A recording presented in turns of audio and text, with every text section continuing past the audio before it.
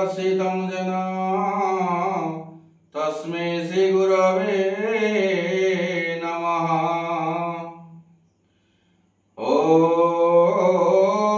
शुक्लं ब्रह्मा विचारसार परममद्यं जगत्व्यापिनी बिना पुस्तकधारिणीमभेदं जाड्यन्धकारवहं हस्ते स्फटिकमलिकं विदधति पद्मासने संस्थितां वन्दे तं परमेश्वरी भगवतीं बुद्धिप्रदां शारदां बुद्धिप्रदां शारदां। जय जगन्नाथ बंधु। मु ज्योतिर्विद श्रीजुक्त मधुसूदन नायक आपणको मो चैनल माँ शारदा एस्ट्रोलॉजी को स्वागत करुच्ची। आपण माने ये चैनल को सब्सक्राइब करेंगे, लाइक करेंगे, शेयर करेंगे एवं नोटिफिकेशन को ऑन करी आसुथिबा वीडियो को देखिया पई सुजोग नेबे।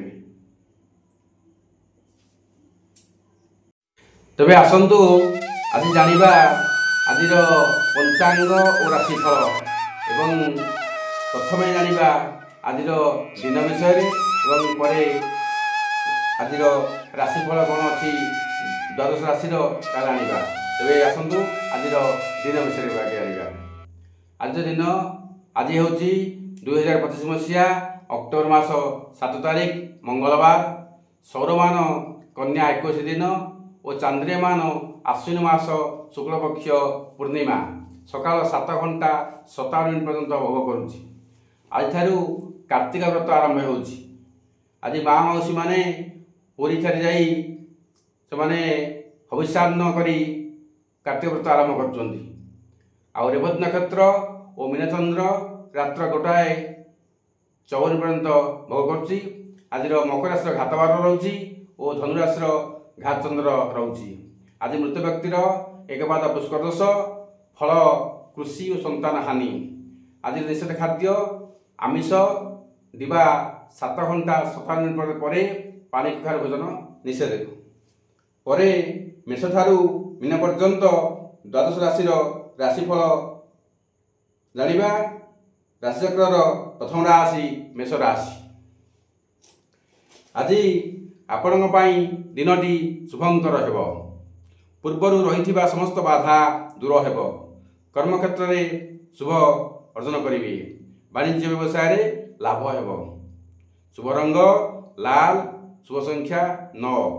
देवता होती हनुमान। हनुमान चालीसा प्रतिदिन पाठ करंतु समस्त बाधा विघ्न दूर हो शुभ फल प्रदान करिवो। परवर्ती राशि वृष राशि। आज आपणक आय भल रहिबो। दाम्पत्य कलह दूर हेबो। प्रत्येक कार्य उत्साह लगी रहिबो। व्यवसायी माने लाभवान हेबे। महिला माने स्वावलंबी हेबे। आपण शुभ रंग रही धला, शुभ संख्या 6। देवता माँ महालक्ष्मी। प्रतिदिन महालक्ष्मी को गायत्री पाठ करंतु। परवर्ती राशि मिथुन राशि। कर्मक्षेत्र में स्थिति शुभ रहिबो। आज बकेया पड़िथिबा अर्थ फेरी पाइबार सुजोग रही। वाणिज्य क्षेत्र में शुभ किंतु स्वास्थ्य क्षेत्र में चिंतित रहिबे। जानवाहन क्षेत्र में सावधान लोड़ाब। शुभ रंग सबुज, शुभ संख्या 5। देवता होती श्री गणेश। गणेश गायत्री पाठ करी यात्रा आरंभ करंतु शुभप्रद हेब। परवर्ती राशि कर्कट राशि। आज आपण लाभवान हेबे। पूर्वर थिबा असुविधा दूर होई समस्त शुभ प्रदान करिवो। समस्त कार्य शुभप्रद रहिबो। वाणिज्य उन्नति करिवे। उपरिस्थ कर्मचारी निकट में प्रशंसित हेबे। आपण मान शुभ रंग होती धला, शुभ संख्या 7 और 2। देवता होती महादेव शिव। प्रतिदिन शिवंकर गायत्री पाठ करंतु शुभ प्रदान करिवे। परवर्ती राशि सिंह राशि। आज कार्यक्षेत्र में दक्षता प्रतिपादन करेंगे। परिश्रमर फल मिलिबो। चिंतित रहिबे। दाम्पत्य कलह दूर हेबो। विद्यार्थी महिला मानन पई दिनटी शुभ रहिबो। आपण मान पई शुभ रंग लाल, शुभ संख्या 1, देवता होती सूर्य नारायण। आपण महर्षि को आदित्य सूत्र पाठ करंतु, शुभ प्रदान करिवो। परवर्ती राशि कन्या राशि। स्वास्थ्य समस्या देखा देव, अधिक लाभ चिंता करी क्षति पड़े, दाम्पत्य कलह लगे, तेणु सबू शुणी नीरव रही भल। जानवाहन क्षेत्र में असुविधा रही। आपण शुभ रंग सबुज, शुभ संख्या 5, देवता श्री गणेश। आज गणेश को खसा लड्डू भोग करंतु, शुभ प्रदान करेंगे। परवर्ती राशि तुला राशि। समस्त कार्य सफल हेबे, सुस्थ रहिबे, पूर्व खराब स्वास्थ्य धीरे धीरे ठीक हो। वाणिज्य व्यवसाय शुभ फल प्रदान करिवो। आपण शुभ रंग होची धला, शुभ संख्या 6, देवता होती माँ महालक्ष्मी।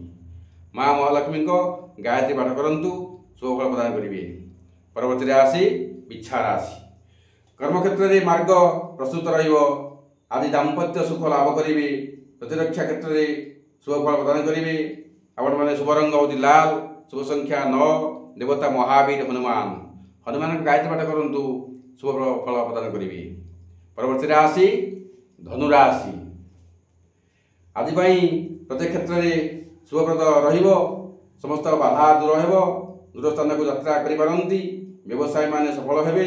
नूतन जमी क्रय करिवार सुयोग रही। आपण माने शुभ रंग होला हलदिया, शुभ संख्या 3, देवता भगवान विष्णु। विष्णु को गायत्री पाठ करंतु, शुभ फल प्रदान करेंगे। परवर्ती राशि मकर राशि। आज आपण को घात बार रही, तेणु आज आपणकर दिनटी भलरे जीव नाही।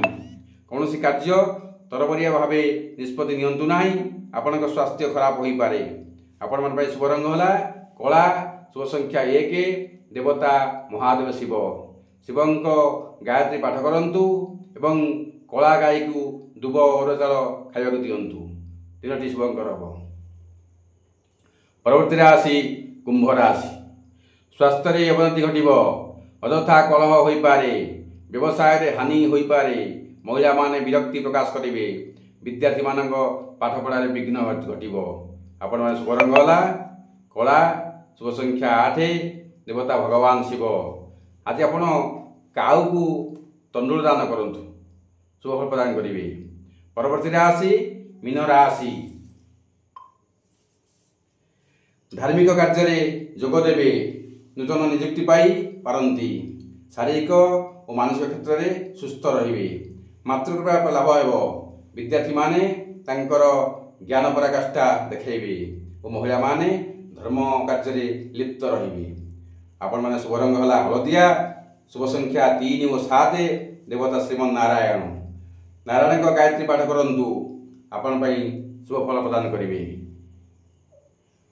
परवर्ती समय आमे नवा एक वास्तु टिप्स। से वास्तु टिप्स आम रखीचे घर सीढ़ी को ऊपर रहिबो।